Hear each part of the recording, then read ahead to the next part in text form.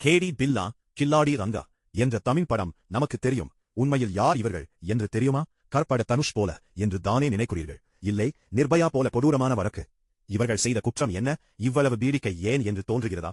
அவர்கள் செய்த மாபாதக செயலுக்கு எப்போது தூக்கு தண்டனை நிறைவேற்றப்படும் என்று நாடே காத்துக் கொண்டிருந்தது. பிளாக் வாரன் புத்தகத்தின் சக எழுத்தாளரும் ஹிந்துஸ்தான் டைம்ஸ் பத்திரிகையின் அரசியல் செய்தி தொடர்பாளருமான சுனேத்ரா சௌதரி இது பற்றி கூறுகிறார். இந்த தலைமுறை செய்தியாளர்களிடையே மிகவும் கொடுமையான குற்றம் என்பது நிர்பயா கொடுமை. அந்த காலகட்டத்தில் மிகவும் கொடுமையான குற்றவாளிகள் என்றால் பில்லாவும் ரங்காவும் தான் என்று சொன்னால் ஓரளவு நிலைமை புரியும் என்று நினைக்கிறேன். 1977 டெல்லியில் 16 வயது கீதா சோப்ரா என்ற பெண்ணும் அவரது 16 வயது தம்பி சஞ்சய் சோப்ராவும் ஒரு காரில் லிப்ட் வாங்கிக் கொண்டு ஆகாஷவாணிக்கு சென்றார். அங்கு யுவவாணி என்ற நிகழ்ச்சியில் அவர்கள் கலந்து கொள்ள வேண்டியிருந்தது. பாம்பேவிலிருந்து டெல்லி வந்த இரு ரவுடிகளின் காரில் அவர்களுக்கு லிப்ட் கிடைத்தது துரதிருஷ்டம் என்றே சொல்லலாம். சிறிய அளவில் திருட்டு சம்பவங்களில் ஈடுபட்ட திருடர்கள் இருவரும் யாரையாவது கடத்தி குடும்பத்திடம் இருந்து பணம் பறிக்க திட்டமிட்டிருந்தனர். இந்த சிறார்களை கடத்தினால் பெற்றோரிடம் இருந்து பணம் பறிக்கலாம் என்றுதான் முதலில் நினைத்தார்கள்.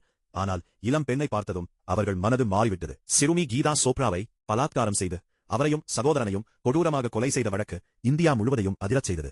இந்தியா டுடே பத்திரிகையில் 1978 செப்டம்பர் 30 இரவில் திலீப் பாப் இவ்வாறு எழுதினார். கீதா மற்றும் சஞ்சய் சோப்ரா இருவரும் தேலலகான் ராணுவ குடியிருப்பு பகுதியிலிருந்து சனிக்கிழமை மாலை 6:15 மணிக்கு கிளம்பியதாக அவர்களின் தந்தை கேப்டன் MM சோப்ரா தெரிவித்தார். கீதா ஜீசஸ் அண்ட் மேரிஸ் கல்லூரியில் இளங்கலை வணிக பட்டப்படிப்பு 2ஆம் ஆண்டு படித்து வந்த மாணவி.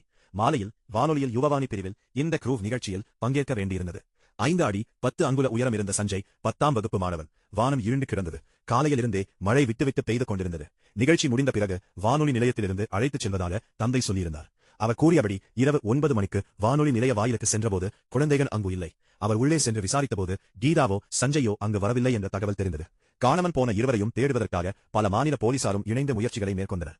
பகவான் தாஸ் என்பவர் போலீசாரிடம் சொன்ன தகவல் கவனிக்கத்தக்கதாக இருந்தது. மாலை சுமார் 6:30 மணியளவில் லோஹியா மருத்துவமனைக்கு அருகில் மிகுந்த வேகத்தில் ஒரு பியட் கார் தனது ஸ்கூட்டரை கடந்து சென்றதை பார்த்ததாக அவர் தெரிவித்தார்.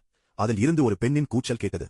ஸ்கூட்டரை வேகமாக ஓட்டிச் சென்று அருகில் நெருங்கிய போது முன்புற இருக்கையில் 2 பேரும் பின்புற இருக்கையில் ஒரு இளைஞனும் இருந்ததை பார்த்ததாக அவர் சொன்னார்.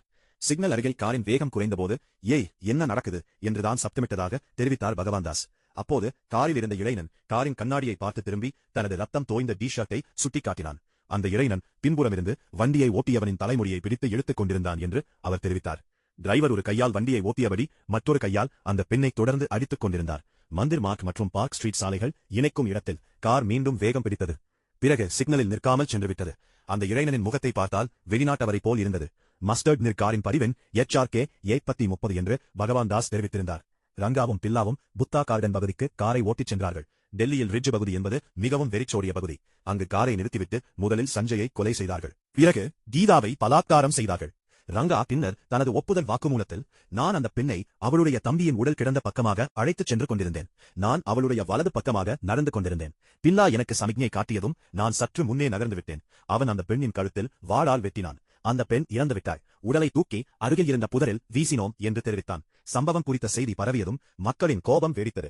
ஜீசஸ் அண்ட் மேரி கல்லூரி மாணவிகள் போர்ட் கிளப்பில் பேரணி நடத்தினர். அப்போதைய வெளியுறவு அமைச்சர் அங்கு வந்தபோது மாணவர்கள் கல் வீசத் தொடங்கினர். அதில் ஒரு கல் வாஜபாயின் தலையில் பட்டு அவரது தலையில் இருந்து இரத்தம் வர ஆரம்பித்தது.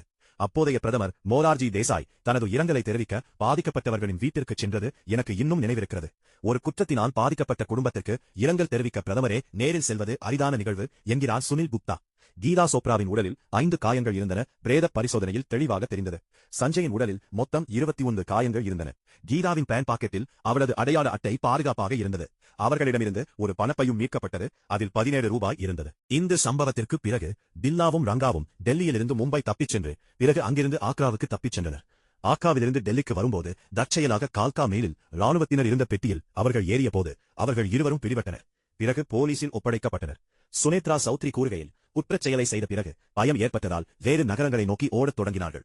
அவர்கள் ஏறிய ரயிலில் ராணுவ வீரர்கள் பயணம் செய்து கொண்டிருந்தனர். அவர்களுடன் சண்டை ஏற்பட்டபோது அவர்கள் அடையாள அட்டை கேட்டார்கள். அப்போது பில்லாவிடம் ஒரு ஃபீல்ட் ஐ கார்டு கொடுக்குமாறு ரங்கா சொன்னார். ஏதோ விஷயம் இருக்கிறது என்பதை உணர்ந்த ராணுவத்தினர் அவர்களை பிடித்து கட்டி வைத்துவிட்டனர். டெல்லி ஸ்டேஷனுக்கு வந்ததும் காவல்துறையினரிடம் ஒப்படைத்துவிட்டனர். ஆனால் இப்போது தமிழ்நாட்டில் நடக்கும் சிறுமிகள் குற்ற வழக்கிற்கு பல குற்றவாளிகள் இன்னும் உயிரோடுதான் சுற்றிக் கொண்டு இருக்கிறார்கள் என்பது வேதனையான ஒன்று.